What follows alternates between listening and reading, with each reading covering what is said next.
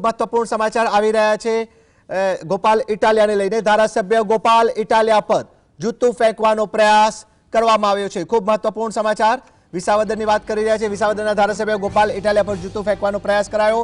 માળિયા હાટીનામાં ગઈકાલે રાત્રે એક સભાનું આયોજન કરાયું હતું। ચાલુ સભાએ કોઈ અજાણ્યા શખ્સે ગોપાલ ઇટાલિયા પર જૂતું ફેંકવાનો પ્રયાસ કર્યો હતો।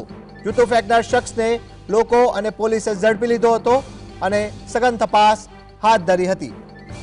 विसावदરના ધારાસભ્ય ગોપાલ ઇટાલિયાની માળિયા હાટીના વિસ્તારમાં યોજાયેલી જાહેર સભામાં ફરી એકવાર ગોપાલ ઇટાલિયા પર જૂતું ફેંકવાનો પ્રયાસ કરવામાં આવ્યો છે। ગઈકાલે રાત્રે આ સભાનું આયોજન કરવામાં આવ્યું હતું, જેમાં દ્રશ્યમાં સ્પષ્ટપણે જોઈ શકાય છે કે આ ગોપાલ ઇટાલિયાની જે સભા ચાલુ હતી, ચાલુ સભા દરમિયાન ગોપાલ ઇટાલિયા પર जूतू फेंकवानो प्रयास करवामां आव्यो। एक शख्स द्वारा जूतू फेंकवानो प्रयास करवामां आव्यो। तरत ज जूतू फेंकाय ते पहला ज तरत ज लोको अने पोलीस द्वारा ते जे शख्स हतो तेनी अटकायत करी देवामां आवी अने समग्र मामलो थाळे पाडवामां आव्यो हतो। सासन रोड पर दरबार समाजनी वाडीमां आयोजित खेडूत सभानो कार्यक्रम हतो। खेडूत सभाना कार्यक्रममां गोपाल इटालिया संबोधन करी रह्या हता। ते दरमियान अजाण्या शख्से गोपाल इटालिया पर जूतू फेंकवानो प्रयास कर्यो हतो।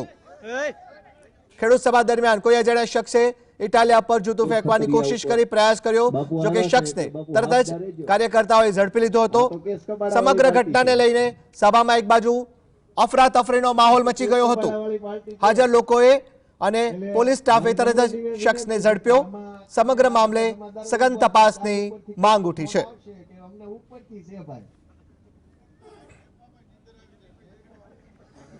પણ મને એક ઈ ન સમજાતું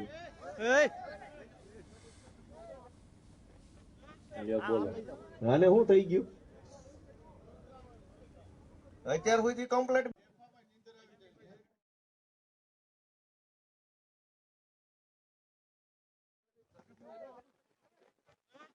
ખતરિયા ઉપર બાપુ આવ્યા છે એટલે બાપુ હાફદાર રહેજો।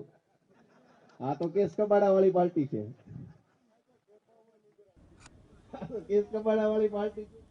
तो जाहिर सभा में फरी एक बार गोपाल इटालिया पर जूतू फेंकवानो प्रयास जीएसटीवी दर्शकों सुधी पड़े पड़नी जानकारी पहोंचाड़ी रह्यु छे।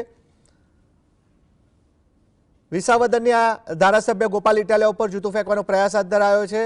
માંગરોળથી જોડાયા છે અમારા સંવાદદાતા સંજય। जी संजय, जणावशो शुं छे समग्र घटना? जी कामेश, हूँ आपने प्रथम जणावीश के जे गोपाल इटालिया उपर जे जूतू फेंकवानो जे सिलसिलो छे तेवुं कही शकाय। कारण के एक तरफ जामनगर में पण जूतू फेंकायुं, त्यारे गत मोडी रात्रे जे माळियाहाटीना सभा हती त्यां पण गोपाल इटालिया उपर जूतू फेंकायुं।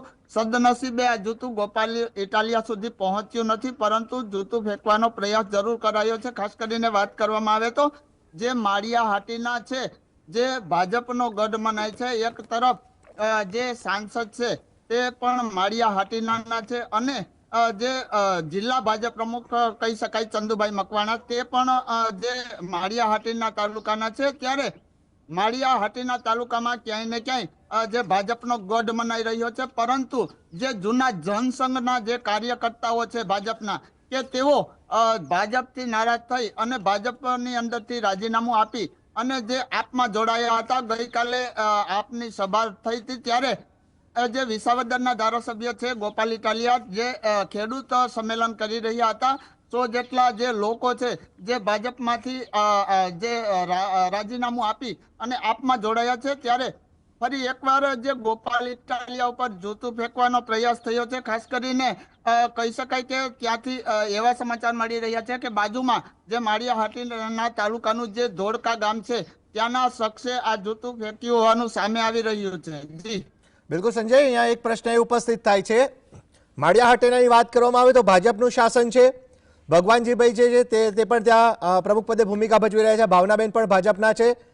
भाजपनो गढ़ अत्यारे आ गणाई रह्यो छे माळियाहाटीना अने विसावदરના ધારાસભ્ય गोपाल इटालियानी सभा हती ने जूतू फेंकवानो राजकीय शुं समीकरणो होई शके आमां? ચોક્કસથી એવું કહી શકાય કે જે ધારાસભ્ય છે માળિયાહાટીના તે ભગવાનજીભાઈ કરગઠિયા પોતે પણ ભાજપના છે। તાલુકા પંચાયત પણ ભાજપની કહી શકાય, કારણ કે તાલુકા પંચાયતના પ્રમુખ પણ ભાજપના છે। જ્યારે બીજી તરફ જ્યાંના તાલુકા અને જિલ્લા પંચાયતના સદસ્યો પણ ભાજપના છે અને જે સાંસદ સભ્ય છે તે પણ માળિયા તાલુકાના છે અને તે પણ ભાજપના છે. કહી શકાય કે આમાં કોઈ રાજકીય કાવા દાવા હોઈ શકે તેવું હાલ લોકો માની રહ્યા છે. જી બિલકુલ સંજય, અહીંયા એક પ્રશ્ન એ ઉપસ્થિત થાય છે કે જે શખ્સ દ્વારા જૂતું ફેંકવાનો પ્રયાસ કરવામાં આવ્યો ઇટાલિયા પર, એ શખ્સની કોઈ ઓળખ સત્તાવાર રીતના સામે આવી છે કે કેમ? તે કોઈ પક્ષનો કાર્યકર્તા હતો કે કેમ?